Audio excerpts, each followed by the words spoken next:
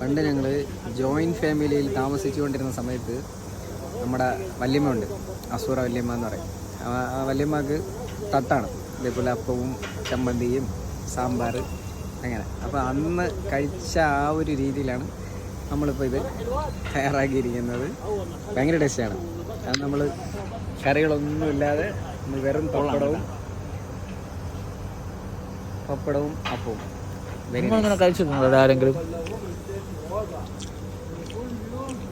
കഴിച്ചിട്ടില്ലെങ്കിലും try ചെയ്യണം. കഴിച്ചിട്ടുള്ളവർ do comment guys.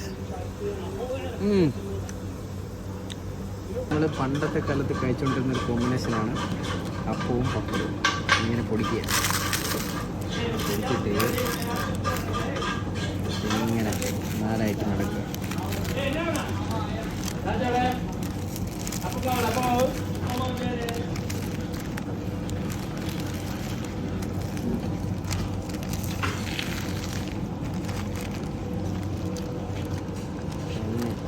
ഇങ്ങനെ കടി